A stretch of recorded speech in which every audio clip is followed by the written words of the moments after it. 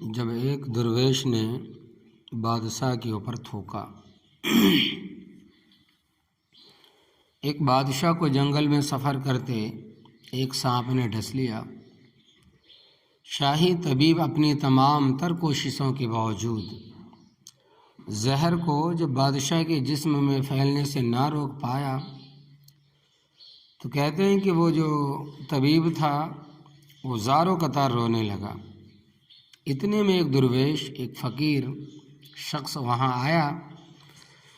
بادشاہ کو زہر کے درد سے تڑپتے ہوئے دیکھا۔ بادشاہ کو زہر کے درد سے تڑپتے ہوئے جب دیکھا تو بادشاہ کی ٹانگ پر جہاں سانپ نے کاٹا تھا تھوک دیا اور بھاگ گیا۔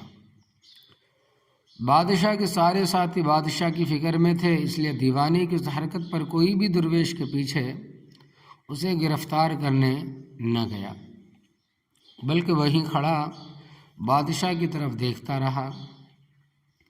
شاہی طبیب نے، جو بادشاہ کا جو ڈاکٹر تھا، تھوک صاف کرنے کے لیے ایک رومال پکڑا اور بادشاہ کے زہر سے نیلی ہوتی ٹانگ پر سے تھوک صاف کرنے لگا، مگر پھر حیران ہوتے ہوئے رک گیا۔ اس نے انگلی سے تھوک کو سانپ کے ڈسے پر اچھی طرح مل دیا، جس سے فوراً ہی زہر کا اثر ختم ہو گیا۔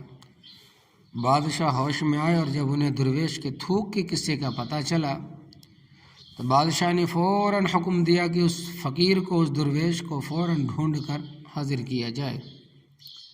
سپاہی جو تھے وہ چاروں طرف پھیل گئے اور تھوڑی ہی دیر میں درویش کو ایک درخت کے نیچے جا لیا، یعنی کہ پکڑ لیا اور پکڑ کر بادشاہ کے سامنے پیش کر دیا۔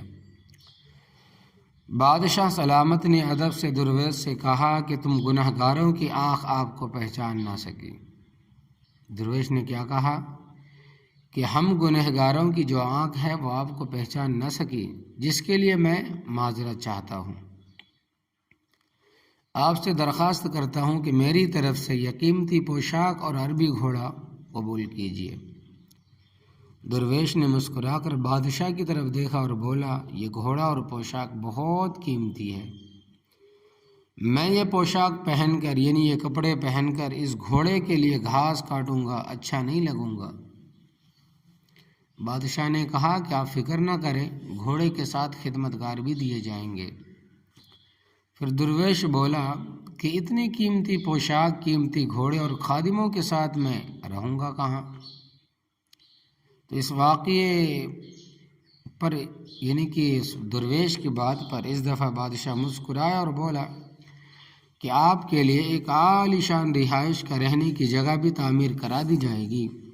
درویش نے پوچھا، اتنے مال، اتنی دولت اور اتنے خادموں کے ساتھ اس رہائش گاہ میں تنہا رہوں گا؟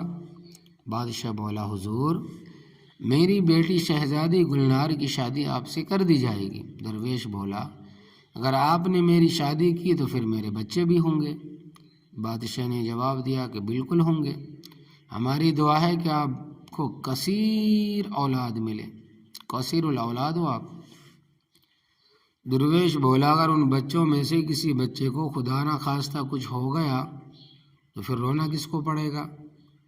بادشاہ نے جواب دیا کہ حضور خدا نہ خواستہ ایسا ہوا تو رونا پھر آپ ہی کو پڑے گا۔ درویش مسکرایا اور بولا، اگر یہ سارا کچھ لے کر، اتنا کچھ لے کر، ساری خوشی لے کر، بنگلہ لے کر، بیوی لے کر، خادم لے کر، گھوڑے لے کر، بیش قیمتی پوشاک لے کر، اتنی عیش و عشرت میں بھی اگر مجھے رونا ہی پڑے گا تو بادشاہ سلامت، آپ اپنا گھوڑا، قیمتی لباس واپس لے لیں، میں اپنی فقیری میں ہی خوش ہوں۔ اللہ اکبر کبیرہ۔ تو ایسے ہوتے تھے درویش۔